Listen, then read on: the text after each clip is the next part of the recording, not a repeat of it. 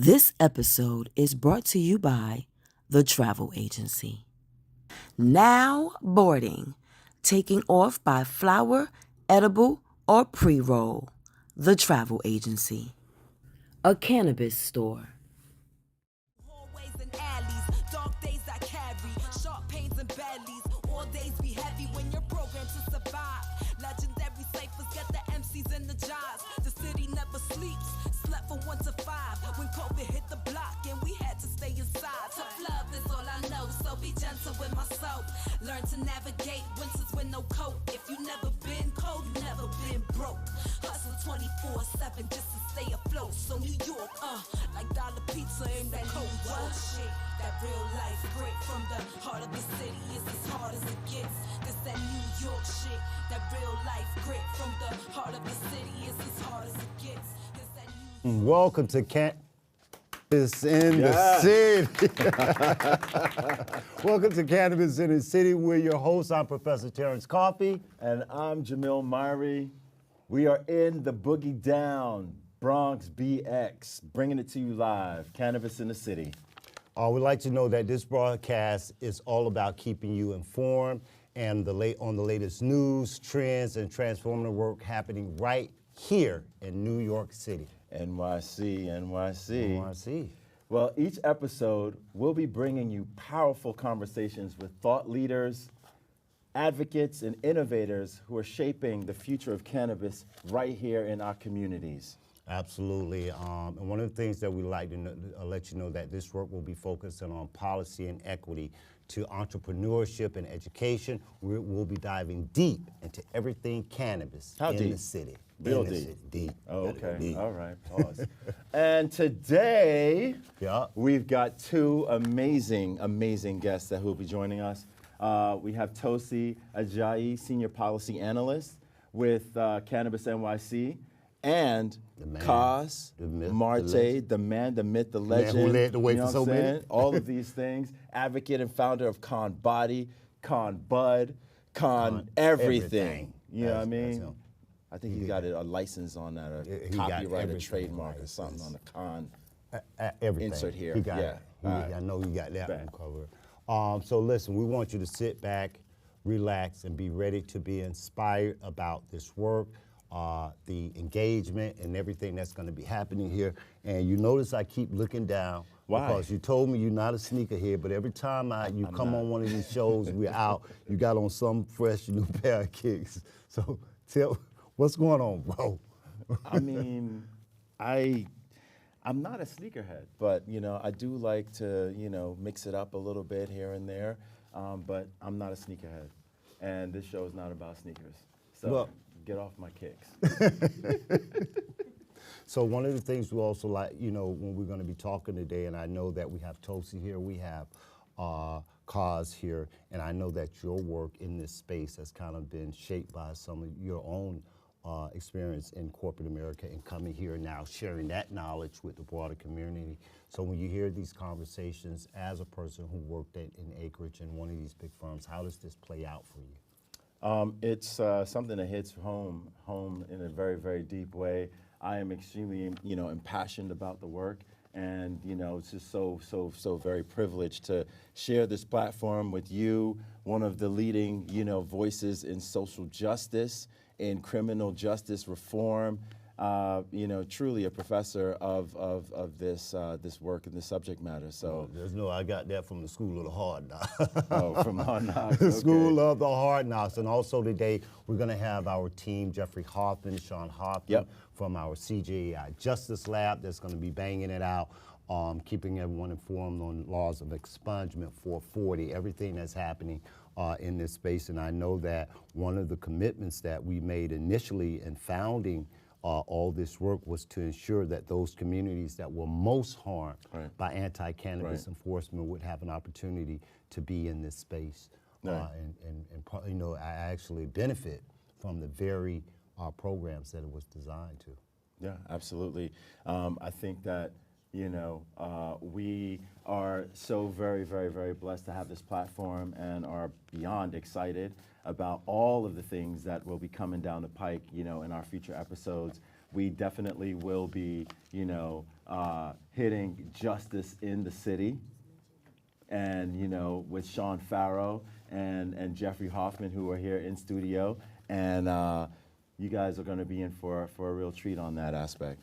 Real treat. So with that, we want to try to pivot at some point. I told the our executive producer today, I put on my camouflage just for her. She always got something on camouflage, so I thought I was going to surprise her with my camouflage look today. But she wasn't impressed. She just really wasn't impressed. Well, so we're going to ask you to sit back, relax, enjoy, get the popcorn, get your wine, your Cavassier, your whatever you drink, with that. And we will be returning right back to you shortly as we spark change together. Stay tuned.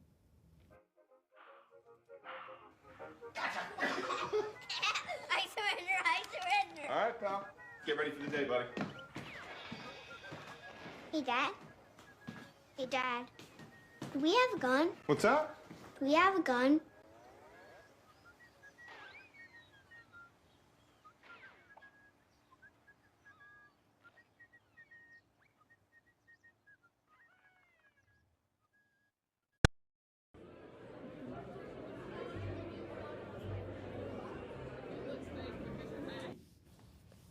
Welcome, welcome to Let's Talk Cannabis. I'm Jamil Myrie, and this is where we cut through the noise to put proper answers to real talk from the community about cannabis in the city. Now, there's a lot being said out there, opinions, headlines, social media, misinformation. Now, some of it is truth, some of it is hype, and I believe a lot of it lives somewhere in between. And that's what we're here to do, is to unpack all of that by bringing your voice into the conversation, unfiltered and rooted in reality. Cannabis isn't just an industry, it's a movement that is reshaping culture, policy, and people, reimagining what restorative justice and opportunity can actually look like in New York. And that conversation, it must include all of us, all of you.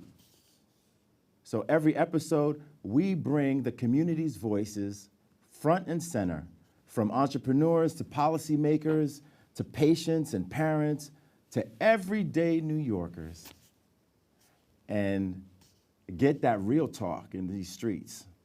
Because we can't build an equitable future if we're not actually engaging with, hearing from, and listening to you, the people, living it. We the people, right?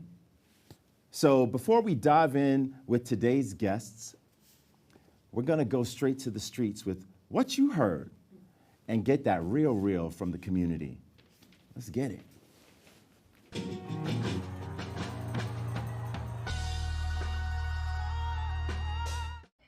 New York legalized cannabis, but depending on who you ask, it's either progress, chaos, or a little bit of both.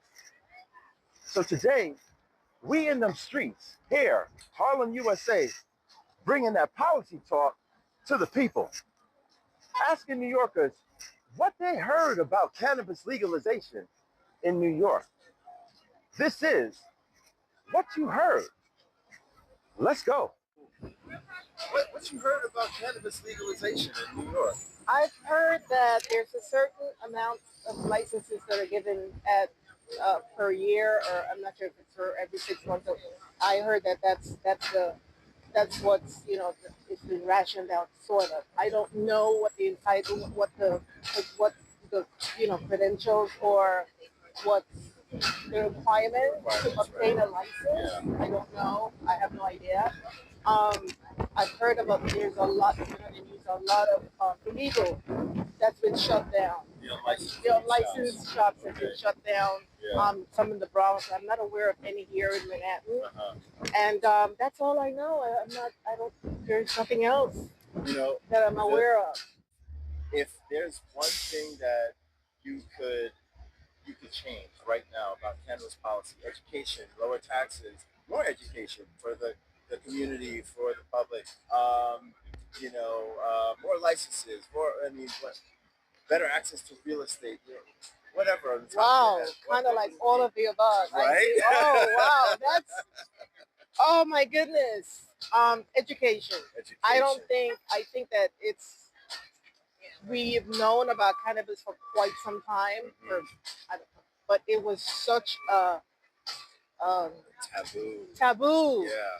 that people are still leery. We have somewhat understood it a bit, Yeah. but I think we need more education. And it's for real estate, that's been crazy. That's the tough one too.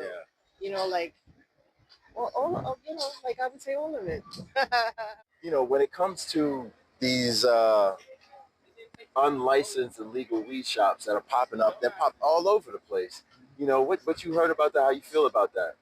Some of them is all over the place. I guess that's what they that's what they want. But it's like they also shutting them down too, Uh-huh. because some people going in, minors is going there, teenagers going in there, whatever, underage. No regulation. Yeah, exactly. Right. Yeah. So they going in there, and then they're shutting them down because they doing one thing wrong or whatever the case. Right. They making mistakes of selling it to minors or Right. Right. like that. Yeah. You heard about these unlicensed, illegal weed shops? So the unlicensed legal weed shops, I honestly don't know too much about it, but the little bit that I've heard is that they're selling a lot of lace products, and unfortunately people are getting sick from it, even dying from lace products. I know a friend of mine who actually passed away from being laced. Sorry. Yeah. Oh, wow. Yeah, no, that's the first in terms of folks that we've actually been able to speak with today. Yes. So yeah, my heart goes out to our family. Thank you as well. One other question, if you don't mind me asking, if you had the ability to change anything with regard to cannabis policy in New York City right now, what would it be? The honest truth is, I wouldn't have it legal. I would not. You want to elaborate a little bit, just a little How are bit? people benefiting from weed in general? It's still a drug to me. People are saying it's not a drug anymore just because it's legalized now. And I don't see the benefits of it. Okay, you smoke, you get high, but what else do you do after that? Wow. Are you being productive, as I said, like going to school and work and doing things that'll help the community? Yeah. Or are you just sitting around smoking weed all day? Yeah. So, Do you think that it would be beneficial for like a stronger community public education in terms of like the benefits of cannabis and because I know for a fact that there are some medicinal benefits to it. medicinal benefits. Yes, as well. medicinal, Yeah. absolutely, 1,000%, and it really depends on the strain, the cultivar, in essence, the different types, because you have your indicas that are more body sedation, Yes. that'll just like lock you out in the couch, but then you have your like energy ones that are like you're up and you're focused and you're on, and people do use that. In terms of just being able to get through their day. So I'm speaking from just the point of view of what I've seen in my community and my friends. Yeah. I haven't seen them smoking weed to be productive and get energy and do something. I see. It's just like to kind of smoke and chill out, chill around, and relax. Yeah. So as far as medicinal purposes, maybe that's okay. I don't know too much about the medicinal purposes, but for the use that I've seen it being used for, I don't agree with it. I hear you. So, what you heard about cannabis legalization in the city? I'm not gonna lie to you, bro. I haven't really heard much. Like, you probably will be teaching me about it, but always, cannabis always been closely associated to, my community, my neighborhood. Yeah. But, yeah, continue, man. I want to learn about it. I'm not against cannabis at all. However, I do feel, especially within our community, it's being laced with something because the characteristics are not normal of smoking weed. More people are a little more, how can I say it? Not just laid back, but you could see something within their spirit is very downtrodden. And I even remember before it was legal, we used to smoke weed. You had a high, but people were focused. And you was able to think and do stuff. And that's when it was illegal. Now that it's been legal, it's been saturated with so many things. People want to zhuzh it up with extra stuff. And I say specifically here in our community, there needs to be a regularization, and we need to know what is in it, because something with this generation is very off with them smoking Zaza. Gotcha. and all this other stuff, and fruit cake and strawberry this. I'm like, those sound nice, but you're off yourself. Now I have a friend. She does edibles, but she's a cancer survivor. Yeah.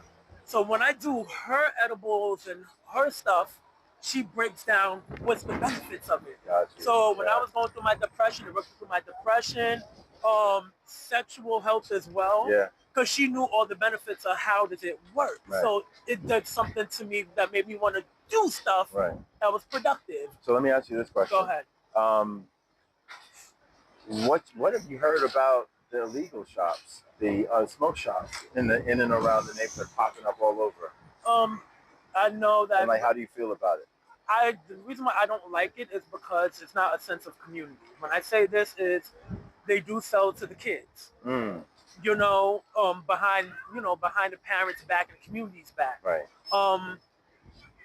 They look at it's the new liquor store, right?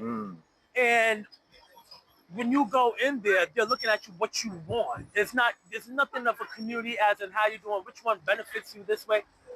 You know, there's a way of how you could sell it to actually let me know how does it benefit me, and I can tell when you're lying to me, so you could just make a profit, right? So I'm not against cannabis. Right. I'm not a fan of the smoke shops. We have too many. It's the new liquor store now, and we need something more productive. Well, what have you heard about the educational side of cannabis? Because it sounds like, you know, in terms of the benefits, because there are plenty of medicinal benefits, there are plenty of health benefits, wellness benefits, sexual health benefits. You know, what have you heard about any of that in terms of this? You know, is it happening? Is it not happening? Well, it depends on the individual. Who are you around? Like I said, my friend, she's a cancer survivor. So I learned more from her because she's actually a chemist when it comes to it, when she makes her products. And what I'm going through, and I told her, she said, listen, this is good for this and this and that, right? If you're another type of person that just want to get high, and another set of people, I say the low vibrational type, you're just looking for a high. So it really depends on the individual themselves. When people come through and they kicking doors looking for licensing, you gotta understand what the optics look like. Imagine me and you in the store trying to buy something, and it's like a raid going on, but their paperwork is straight. You're still gonna be a little bit like, dang, this card is like compromised, or what they investigating them for. You got your spots that don't got the licenses. You could get caught in there. We in there buying something, and they could run in there, and we might get snatched up and roped up with them. You don't want to get caught in that. And you know, people tend to hold you by the standard of what you look like, so they might associate you with the dealer, with the people. It's a slippery slope, but you know. And then, I mean, even on that side too, in terms of like the safety of the products, right? You know, being laced with God knows what, because it's not tested. So, you know, people are coming into these unlicensed shops and they're like, they don't know what they're buying ultimately. Have you been into Gotham Buds right there? Oh yeah, but you need to do something with them. Yeah, over there. Over there. Yeah. I was like, it's over there. You should do something. Yeah, absolutely. Beautiful in there. Yeah. They got the real dispensary vibe. Like, I feel like that's our own dispensary closest to like the urban side of things. Like, remember they got the cookie joint downtown. That's like kind of, you know, out of the way. People don't like to navigate too far. That's the most remote looking dispensary over there. And that's in our neighborhood, right? It's here in Harlem. So absolutely, What made you want to like be that voice and that beacon? Because it takes a lot of courage to get the word out. Because maybe through your platform, you might actually get the message out. What made you want to do that and pursue that? You know. So we're gonna take all this real talk straight to the experts and let's talk cannabis. I'm your host, Jamil Myrie. This was What You Heard. From social equity to small business opportunity and statewide crackdowns on illegal shops, New York's cannabis legalization has been one of the most ambitious and controversial rollouts in the nation. So where do we actually stand today? And what's next for the state's growing cannabis market? Joining me now in studio is Tosi Ajayi, Senior Policy Research Analyst at Cannabis NYC, a division of NYC Small Business Services, and she has been studying the data and policies behind New York's legalization journey. Tosi, thank you so much for joining us today. Thank you for having me. I'm so excited to be part of this platform. As you know, I have been serving at Cannabis NYC for 2+ years, and I'm excited to dispel some myths and really bring some truth and clarity to what people are hearing on the streets. So let's jump into it. Fantastic. Well, we had the opportunity to watch some of that, all of the footage that I, had the pleasure of doing out in Harlem. So I think let's start big picture. 3 years after legalization, how would you describe where New York's cannabis rollout stands today? That's a really good question. I would say today, the state of cannabis legalization in New York is we're still in early stages, but an active growth stage. So we're currently just surpassed 1 billion in total retail sales for 2025. We're on track to actually reach, I believe, the $3 billion mark by the end of the year.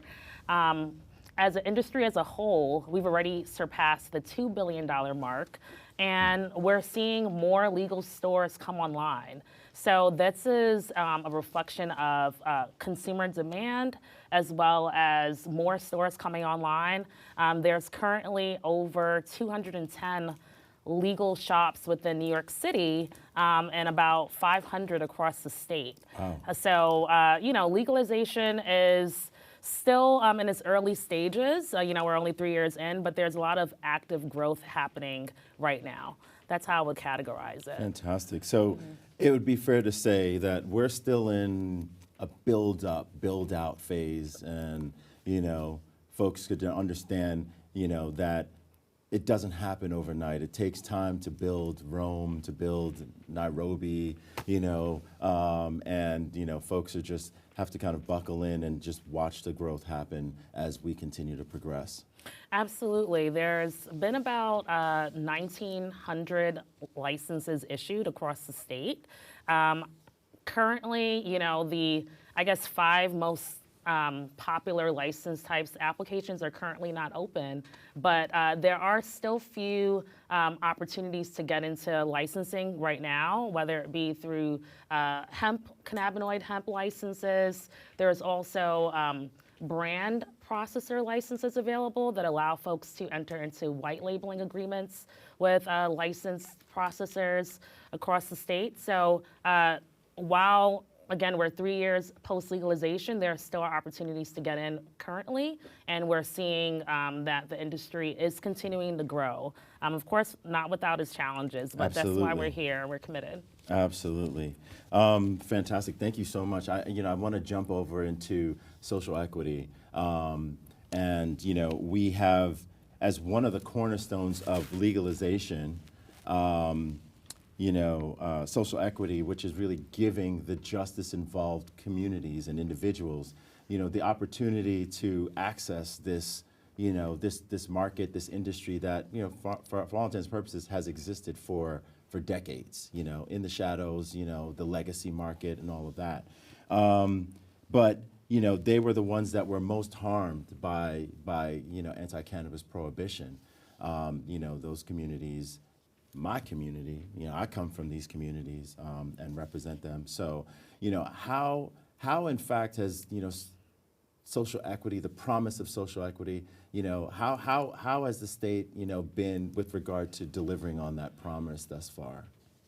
Well, I'll start off by saying when New York legalized cannabis with the MRTA, New York is the first state to center social and economic equity at every stage of legalization. It was built into the law that at least 50% of licenses had to be issued to those who qualify as social and economic equity. That means you're from a community disproportionately impacted. That means you're a minority-owned business, you're a distressed farmer, you are a service-disabled veteran, you're a woman.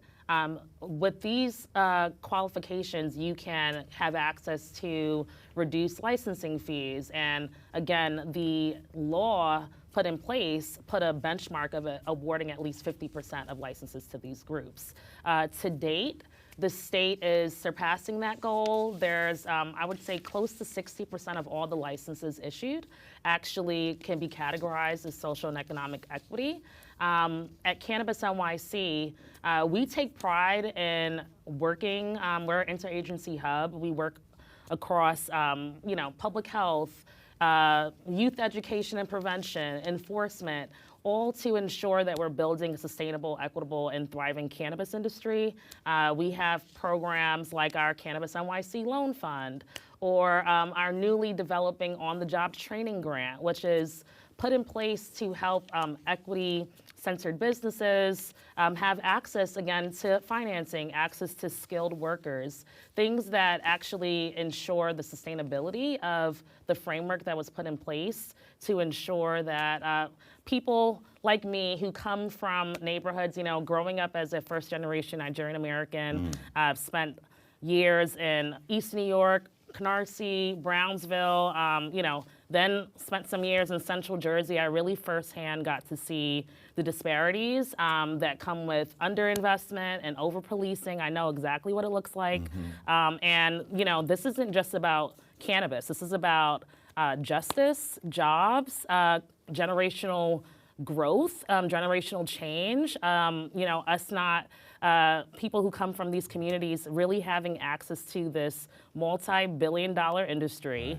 And, the law, the MRTA centers that from the first page. So I think the state of cannabis, we're surpassing that 50% goal, but until we truly see generational change, I don't think we can say we've reached the impact, the intent of what the law was.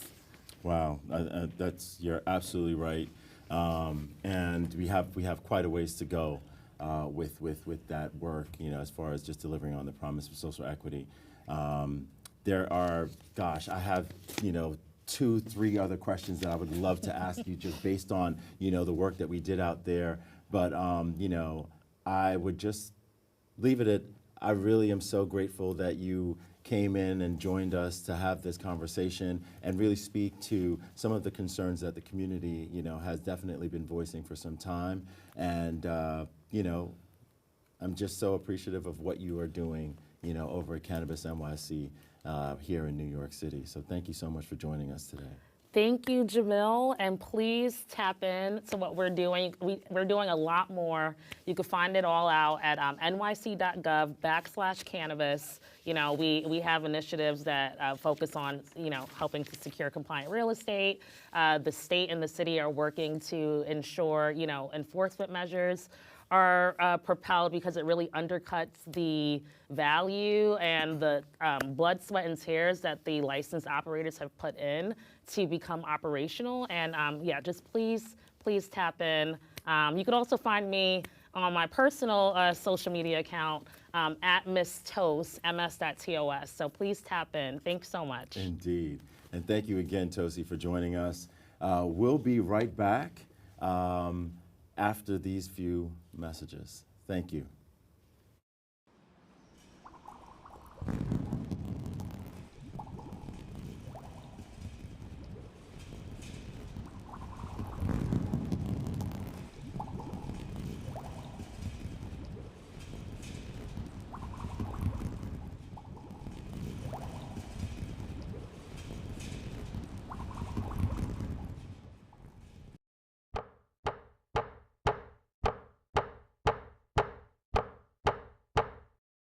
Welcome to Justice and Cannabis. I'm Sean Farrell, and alongside me is my co-legal director of the CJEI Justice Lab, Jeffrey Hoffman. Today we're going to start at the very beginning with a groundbreaking law that changed the game in New York City. We're talking about the Marijuana Regulation and Taxation Act, or as a lot of folks call it, MARTA. MARTA wasn't just a legal bill. It was designed as a blueprint to repair harm. And it has 2 core purposes: justice, and as I said, repair harm, but also equity. The justice aspect, it hasn't been clear, and the rollout has been incredibly slow. In fact, it's supposed to have automatic expungements, but unfortunately, so many people don't know about that part. What's even more is that for a lot of the crimes, there is no automatic expungement. You have to file a motion in court, and most people don't even know that part. So there's a lot of things that we need to dispel today. And the equity part? Well, Sean, for the equity part in the cannabis law here in New York, they managed to get that right. New York has probably implemented the most equitable law of any state that has legalized cannabis in the United States. The two key portions of the law is one requiring social and economic equity applicants get priority licensing. This includes minorities, disabled veterans, and a whole host of other folks that the law says should get priority in the licensing.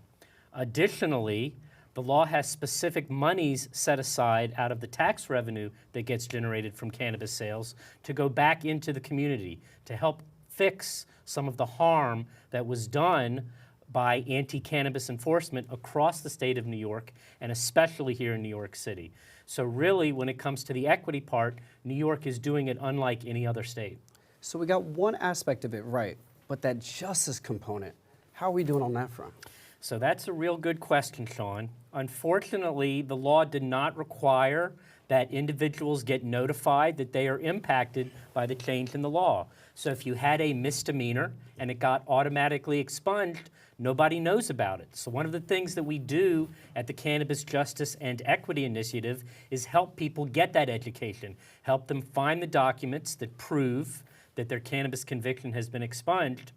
And then unfortunately for folks that have a felony conviction, they actually have to go to court and do something.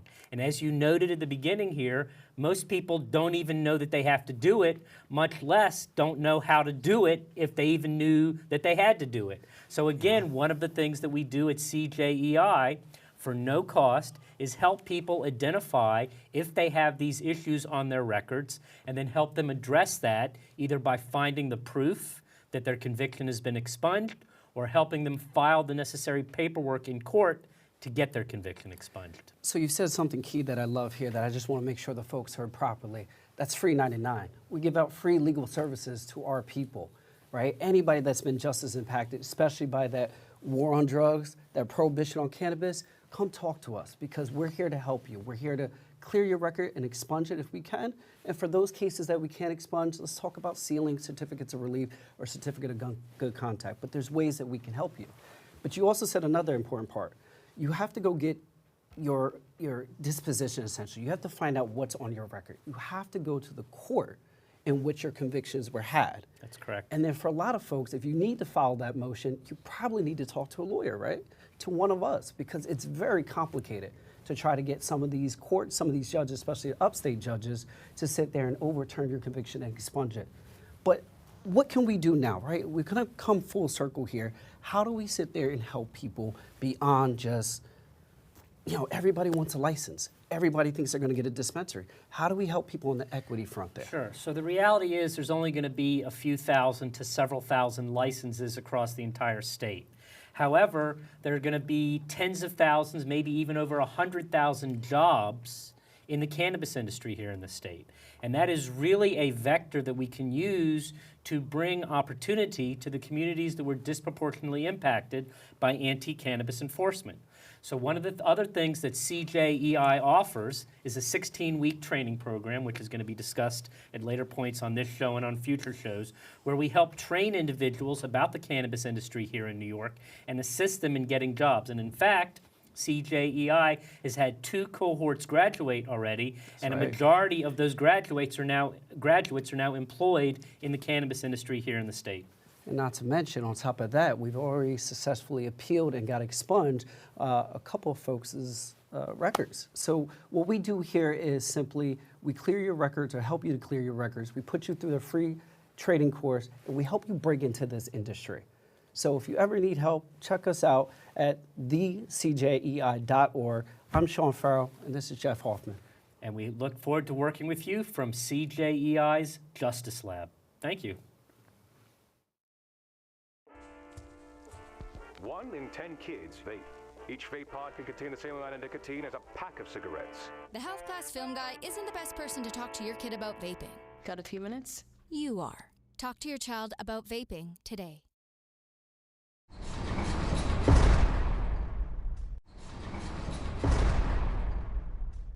My name is Klaus Martin. I grew up in an over-policed neighborhood where I was stopped over 300 times for the smell of marijuana.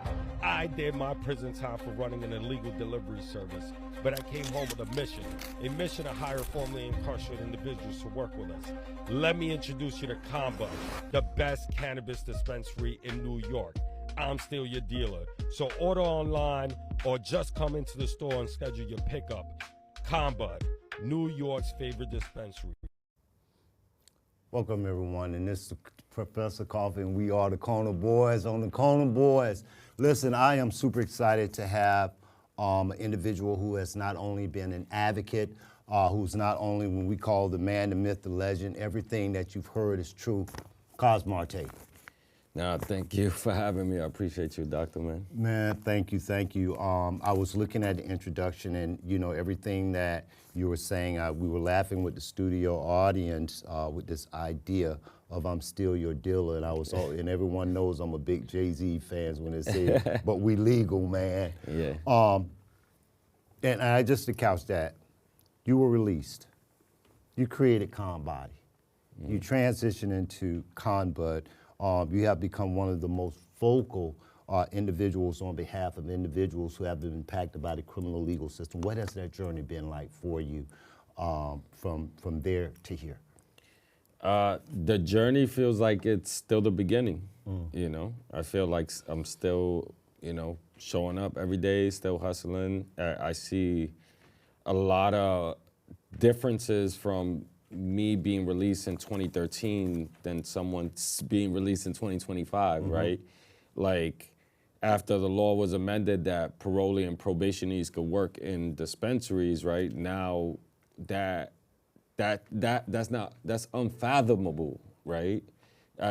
Like unthought of for somebody to be on parole.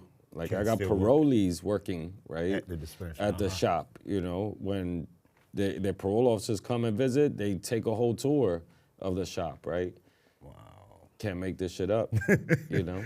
And it's a blessing though to have like that transparency now, to even speak to those people, to have that opportunity, because nobody even cared about people coming out of the system. You know, like I came out multiple times and, you know, it was the same BS, you know. Going back to the same community, same conditions, still trying to grind. I was sharing, one of the things I was sharing with our attorneys, Jeff and Sean, there's an article that was written a few years ago that said if you want to be arrested for cannabis in New York City or New York State, be black or brown. In your work, how has your advocacy led to challenging some of those concepts and beliefs around discriminatory practices, particularly as it relates to individuals coming from spaces of incarceration into this new industry? I think, you know, the police are definitely way more lax, you know, and I think there's also police that take advantage of that, you know, hey, this person is smoking in a standing vehicle. That's, you know, I got multiple people that have called me like scared for their life, like what's gonna happen, you know, and it's a disappearance ticket, right? They think they're gonna go back to jail because they have other history, you know? And so it's definitely like we're in a way better space, you know?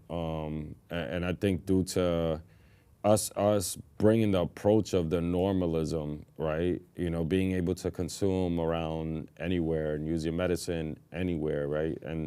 And then also like just the police doing it in front of them and having that transparency, right? I remember when we opened up the Delancey store, like one of my trainers, he sat on top of the hood of the NYPD car and smoked a joint, and the officers were taking pictures of him, right? Like, you can't make that shit up. Sorry. No, sorry. You know, this is a corner, so we ain't worried about that. One of the things I do want to ask, and I think that for a lot of viewers in our communities, particularly when we think about the MRTA, you receive your card license and you kind of, you know, move into this space. But what do you think about opportunities? And I think it was mentioned earlier that this industry in New York State will create between 60 and 70,000 jobs. And the idea that 95% of the people who were arrested for under cannabis prohibition and all that took place were individuals from the hood, bodega, in front of the bodega shops. You know, the boys who had their little dime bag of weeds, and we saw those practices within the community. How do you position yourself as an industry leader, as a dispensary owner, to provide a pathway for those individuals to be able to find employment, find support, find mentorship through you and through your story and through the work that you're doing. I mean, it's hard, you know, but I try to refer people to anybody that I know, you know, like when people come into the store and they're like, are you hiring? No, but there's internship programs out there that are being paid that you could take advantage of, you know, go hit them up, you know. And so, or if we have some opportunity where we could, you know, employ that person, opportunity is there, right? But it's very difficult, right? Like, there's 650,000 people that are being released from the whole country's prisons. And guess how many people are being released in New York State, right? 188,000. 188,000 every year in New York State compared to 650,000 in the whole country. Wow. Right? And we talk about employing maybe 100,000 jobs. Yeah. You know, that's just one year's worth, a half a year's worth of inmates being released. Yeah, and one to run the cannabis industry. Exactly, and part of the work that I did recently in 2016 when I was leading advocacy here in New York City as well as state is the ban the box legislation that made it illegal for employers to discriminate against individuals with criminal backgrounds coming from where we came from. And that was birthed out of my own lived experience after doing 19 years and then touching down and going into spaces. And they, you know, as much as this ideal of second chances, and we're a country of second chances, to come out and fill out an application, and you already know your application gonna come up missing as soon as you check that box. So I'm grateful for New York City and making those steps with that piece of legislation, but you still see, when we think about that population still coming home, outside of just the cannabis industry itself, and your advocacy supersedes a lot of that because you were more addressing a lot of the systemic practices of individuals coming home. What more do you think that we can do as a state in supporting individuals who are coming home, and particularly those who have been convicted by under drug charges like us? Yeah, I mean, I think there's a lot of things that need to be fixed within the system. One thing primarily for me, I think transitional services in the system need to be enhanced and need to be funded a little bit more. Like, I don't know, you remember when we were doing transitional services, they used to give us a sheet of paper and a number 2 pencil, right? And you had to draw like your resume, right? You think you was gonna go outside, like in today's 2025 world, with a number 2 pencil written resume to get a job? Hell no. Exactly. Right? That's not gonna happen. Like, so why don't we start bringing computers now? So why don't we readapt these people the right way and educate them and not setting them up for failure? And I think cannabis is also another pathway, right? Like, why we have so many programs in the state that save people. I spoke to OCM about this, you know, a while back. Like, why don't we bring the program inside the system, right? Why don't we start teaching inside the system, and if they get the certificate, they get 6 months off their release, right? There's so many programs that already do that, you know. Why can't cannabis be one of them and have a real transitional service? They got a couple of pieces of legislation that I'm gonna be supporting in regards to that as well, is that for individuals who take these various programs, that time is knocked off, but not just the time, they're also getting a real training that preps them for that as they're being released. And for those who may not know, we also have a career development area that we help individuals tighten up their resumes, create resumes, led by Antonika James, who's one of my other partners from another agency who now works closely with us to ensure that support. I see my executive director. I already told her if they try to put us on the corner, we're going to start this and then we got to start talking about the wall and touching down, and now she's going to be trying to tell us how we got to cut it off and then all of that. But anyway, Cause, I want to thank you for coming on. You know, as always, this is going to be an open door. I know you're a busy man to come back. I want to continue this conversation with you in the future as we continue to talk about this work, we talk about this industry, and we talk about those individuals and communities that have been most harmed, and how do we continue to create change. My name is Professor Coffee. Cos Marte. This Kona Boys. Check us on the next time where we're going to be touching down, talking a little bit more about this work here on the Kona with we Kona Boys. Kona Boys, the boys with the new offices, and you know what Jay-Z said. Thank you for joining us. I debate all day. It's what I do. But there are some things that are undebatable, like your mental health, my own mental health. I was in a dark place when my brother passed away in a car accident. I've never been more devastated than the day I lost my mom. I was depressed, miserable, in ways I never imagined. I reached out, and my sisters came, my pastor, my therapist. They helped me get through it. I found that the more I spoke up, the healthier my mind became. The chaos that was in me began to subside.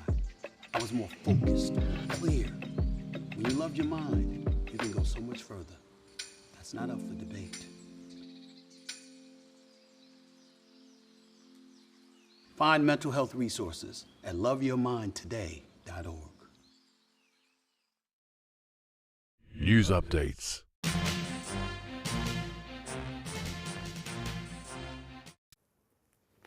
Welcome back to Cannabis in the City, the show where we keep you informed on the latest news, trends, and developments shaping New York's cannabis landscape, my brother.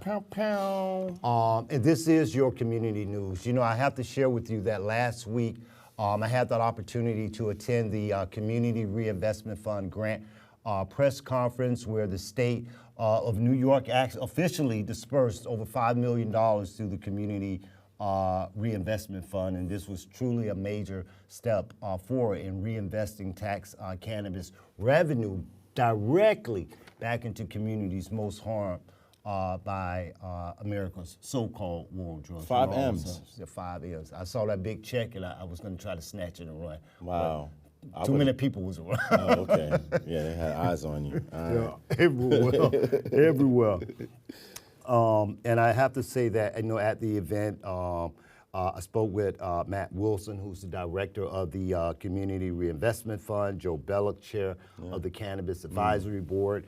Tosi was there, who spoke earlier, you know, in that space, along with so many other industry leaders. And I think that it was, you know, I did a post on this called Promises Made, Promises Kept, because for a lot of individuals in the community that knew about, and I said for those that knew about the Community Reinvestment Fund, a lot of those were concerned that if this day was really going to happen, if agencies or organizations would really be funded through this. So to see that happen, as I always said, this was a step in the right direction, and many more, I think, to come with that.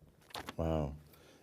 That's some powerful stuff, T. I wish I could have attended, but yeah, I know you were there representing for. Yeah, Jeff Hoffman was there with me, Felicia Reed, the acting director for the agency, Simone Washington, so many wonderful people. So it was just amazing to see that commitment really happening in real time for those. So that's kind of like delivering, partially sort of like delivering on the promise of social equity. Yeah. And I have to say that, and you know, again, for a lot of the members in our communities, that was, you know, it's like, you know, we hold our breath. When Kaz and I were talking earlier, it's almost like hearing these promises that are made about what's going to happen, oh, this is going to happen, then it never does.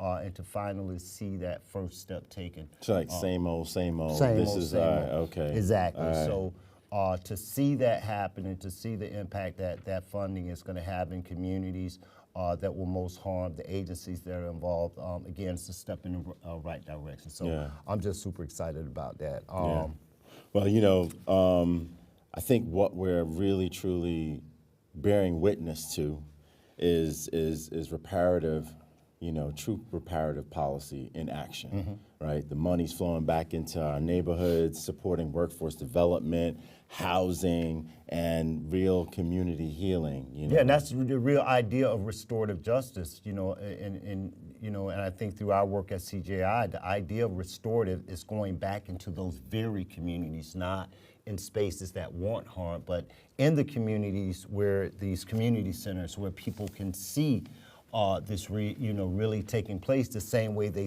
saw the harm that was taking place. So that's true restorative justice in that. And that's exactly what we want to see, right? And as the industry continues to grow, right, more tax, that money continues to grow, and they're able to, in essence, disperse that, through this grant, vehicle, so that more organizations are touched by, this very, thing that, on the flip side, caused so much harm for, over generations throughout our communities. And so this is truly sustainable and community-driven impact, as one could imagine, seeing it real life today.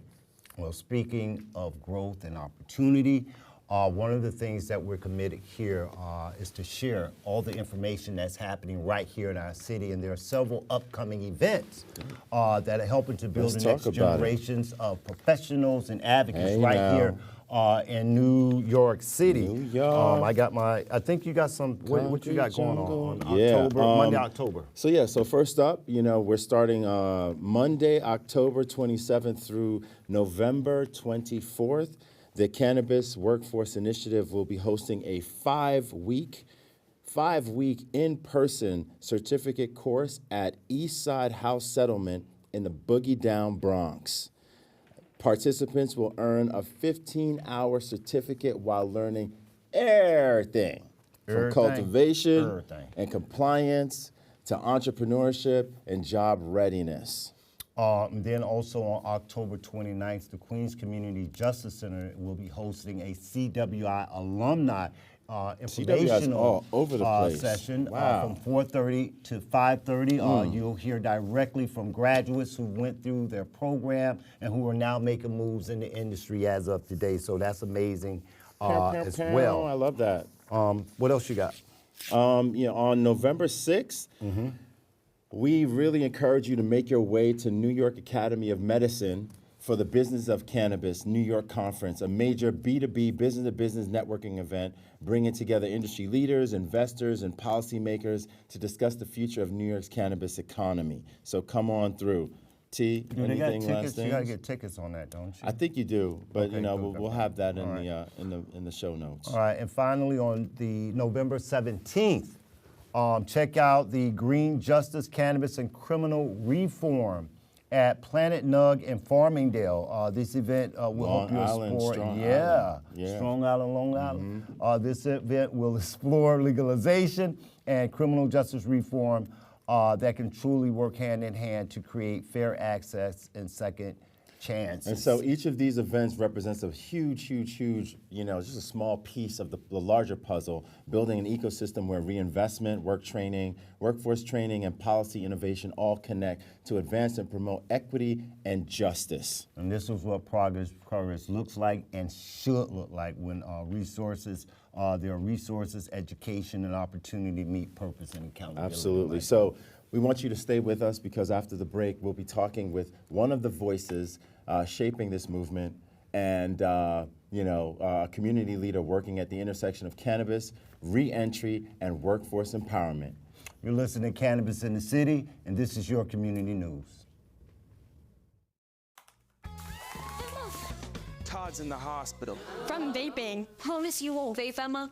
Not cool. Wacky sitcom teens aren't the best people to talk to your kid about vaping. Hey, you got a minute? You are. Talk to your child about vaping today. Welcome back, and we just want to thank you so much. This is Cannabis in the City, and we got to give it up for everybody involved here. Our studio audience. Special guest, Tosi Ajayi from Cannabis NYC. Yes, from Con Bud, Con Body, Con Everything. Everything. Right? Make sure you visit him at Con Bud. On his site, you can go and find that, and definitely go there, purchase your product. And just to, really kind of ground it, CJEI, Cannabis Justice Equity Initiative, is a cannabis-based organization community-based organization that's really focused on two objectives: equity, which I think I represent, and justice, which is where you, I think, come in. And, you know, you've got a real opportunity, you know, here to see how the justice works. Our equity side is through just workforce development, education, community conversations, and really just being in these streets. So, you know, this is Cannabis, and this is our community. We want to ask you to visit us at thecjei.org to learn more about our work. If you want to engage with our attorneys, Jeff Hoffman, Sean Farrell, Joseph DiMatteo, please go on our site to learn more about the work that we're doing. Also, we'd like to share that this will be a 6-part series that we'll be hosting over a period of time. We have some amazing guests on our next show. Oh yeah, this is gonna be fire. That's gonna be fire. Well, today was fire.